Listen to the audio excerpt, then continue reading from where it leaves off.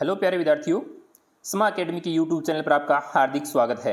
आज हम कक्षा 8 के आधार रेखा मूल्यांकन के बारे में चर्चा करेंगे। यानी कक्षा 8 का हिंदी की आधार रेखा मूल्यांकन जो अपना कल होने वाला है, यानी 16 अगस्त को होने वाला है। आधार रेखा मूल्यांकन जो अपने पास पेपर आने वाला है वो हूबहू ऐसा ही आएगा। आपको इन क्वेश्चंस को जो मैं अभी बताने जा रहा हूँ इनको अच्छी तरीके से, इस वीडियो को अच्छे से लास्ट तक यानी पूरा देखें और इस क्वेश्चंस को याद करने की कोशिश करें।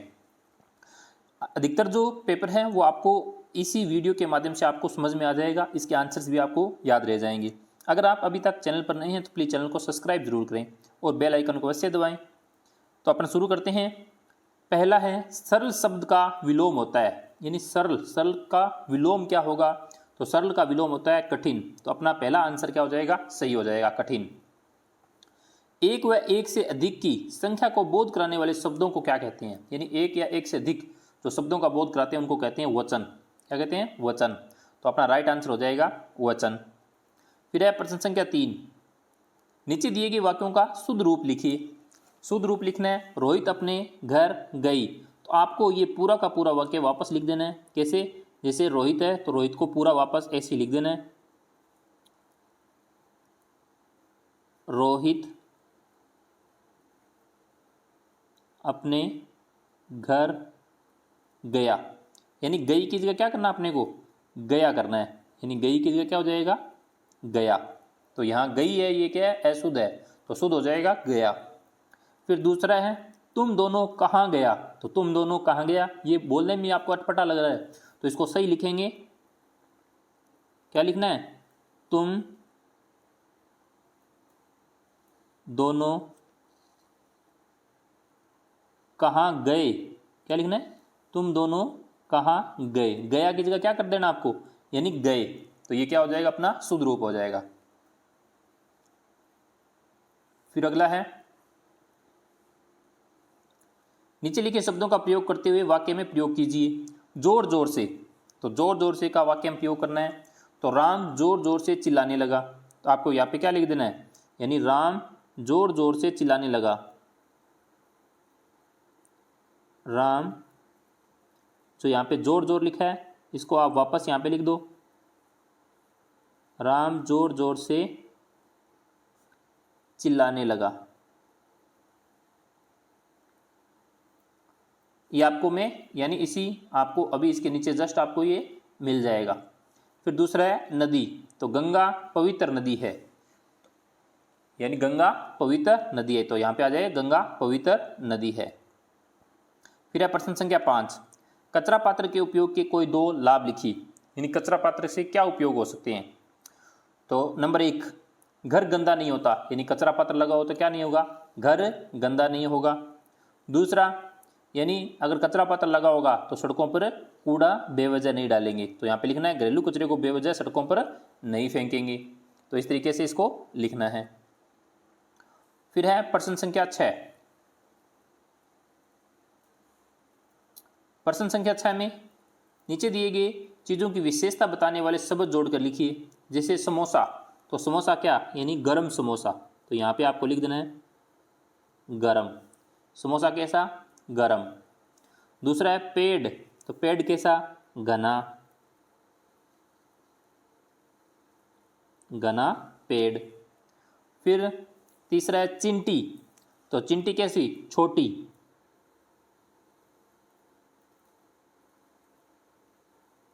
छोटी चिंटी। झंडा कैसा? तिरंगा।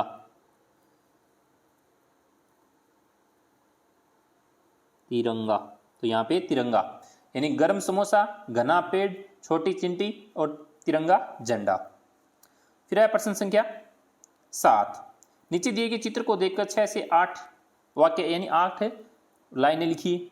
यानी आपको क्या दिखाई दे रहा है? यानी एक गाय है। तो गाय पे सबसे पहले 1 नंबर पे आपको लिख देना है गाय हमारी माता है। नंबर 2 पे आपको लिख देना है गाय एक शाकाहारी पालतू पशु है। यानी गाय एक शाकाहारी पालतू पशु है। फिर 3 नंबर पे आपको लिख देना है गाय हमें दूध देती है। गाय हमें दूध देती है। फिर नंबर 4 पे हो जाएगा गाय के गोबर से खाद बनाई जाती है? गाय के गोबर से खाद बनाई जाती है। नंबर 5, गाय घास पत्ते व हरी सब्जियां खाती है? गाय घास पत्ते व हरी सब्जियां खाती है। और 6 नंबर पे आपको लिख देना है, भारत में गाय को माता के समान पूजा जाता है।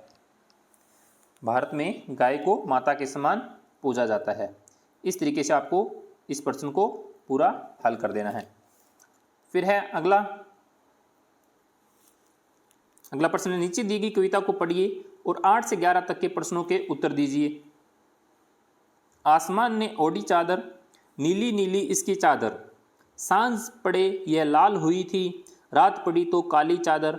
आसमान ने ओढ़ी चादर, नीली नीली इसकी चादर, रात पड़ी तो पोल खुली थी, फटी हुई थी सारी चादर, जगह जगह पर छेद थे इसमें, चलनी से छेदीली चादर, छेद सभी जब घने थे तारे, चमकी थी ये काली चादर।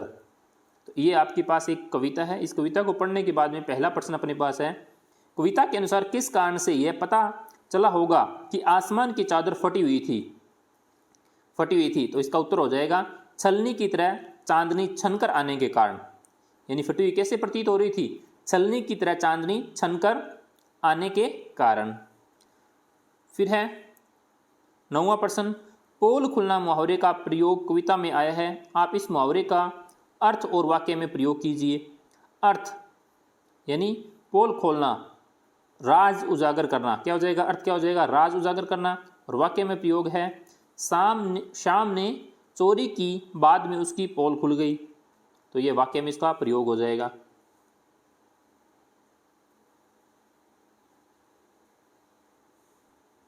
फिर है प्रश्न संख्या 10, सांझ यानी शाम होने पर आसमान की चादर लाल क्यों हो जाती है? लाल क्यों हो जाती है? तो इसका कारण है, सूर्यास्त के समय सूर्य लाल रंग का प्रतीत होता है। सूर्यास्त के समय सूर्य लाल रंग का प्रतीत होता है, इसलिए आसमान की चादर लाल हो जाती है। फिर है प्रश्न संख्या 11, कविता का उपयुक्त शीर्षक होगा नीली और काली चादर, चमकीली चादर, आसमान की चादर या छेद वाली चादर। तो कविता का उपयुक्त शीर्षक है आसमान की चादर। तो यह आसमान की चादर वाला ऑप्शन अपना क्या हो जाएगा? राइट हो जाएगा। फिर है नीचे एक गद्यांश दिया गया है, इस गद्यांश को पढ़कर उत्तर देने हैं। यह धरती भी एक खूब बड़ी गुल्लक है, मिट्टी की बनी इस गुल्लक में प्रकृति वर्षा के मौसम में खूब पानी बरसाती है। ऐसे में हमें रुपये से भी कई गुना कीमती इस वर्षा जल को बड़ी गुल्लक में जमा कर लेना चाहिए। हमारे छोटे बड़े तालाब, झील धरती की गुल्लक में पानी भरने का काम करते हैं। इसमें जमा पानी जमीन के नीचे जल के भंडार में छनकर मिलता है। वर्षा का मौसम बीत जाने पर इस गुल्लक में जमा जल रूपी धन हमें खूब काम देता है। तो ये एक गद्यांश है। पहला प्रश्न है, विशाल गुल्लक किसे कहा गया है? तो विशाल गुल्लक किसे कहा गया है? धरती को। यानी विशाल गुल्लक किसे कहा गया है? धरती को एक बहुत खूब बड़ी गुल्लक कहा गया है। ये देखो यहाँ पे पहली लाइन के अंदर इसका आंसर है। अगला प्रश्न है, बरसात का पानी जमीन में किस प्रकार मिल जाता है? तो इसमें जमा पानी जमीन के नीचे जल के भंडार में छनकर मिलता है। किस प्रकार मिल जाता है? छन छन कर, यानी जमीन में मिल जाता है। तो इसका उत्तर ये हो जाएगा। फिर अगला प्रश्न है, बरसात के मौसम के बीत जाने पर हमें पानी कहाँ से प्राप्त होता है? यानी क्या, कब? जब बारिश का मौसम क्या होता है? बीत जाता है उसके बाद में। तो वर्षा का मौसम, इसका उत्तर हो जाएगा, वर्षा का मौसम बीत जाने पर इस गुल्लक में जमा रूपी धन खूब काम आता है। यानी जो इसके अंदर अपने जो पानी है वो कहाँ से प्राप्त होता है अपने को? यानी बीत जाने के बाद। अगला प्रश्न है, बरसात के जल को हम किस किस प्रकार सहज सकते हैं? तो हमारे छोटे बड़े तालाब, झीलों में हम इसको क्या कर सकते हैं? सहज सकते हैं, यानी स्टोर रख सकते हैं पानी को। तो इसका आंसर ये हो जाएगा। इस तरीके से आपको इस जो आधार रेखा मूल्यांकन है इसके आंसर्स देने हैं। अगर आप अच्छे नंबर यानी 15 में से कम 12-13 नंबर ले आते हो, 13 प्रश्न आपके सही हो जाते हैं, तो आपकी जो कैटेगरी रहेगी, यानी नीचे आपको देखो यहाँ पे आपके लिखे होते हैं समूह फर्स्ट, समूह सेकेंड। अगर आप 12-13 नंबर ले आते हो तो आपका समूह हो जाएगा फर्स्ट, यानी आप ए कैटेगरी के अंदर आपकी कौन सी ग्रेड आ जाएगी? ए। और ये होती है बी ग्रेड, यानी समूह बांटे जाते हैं। और यहाँ पे टीचर लिख देगा, यानी जो विद्यार्थी है वो क्या है? पढ़ने में बहुत अच्छा है।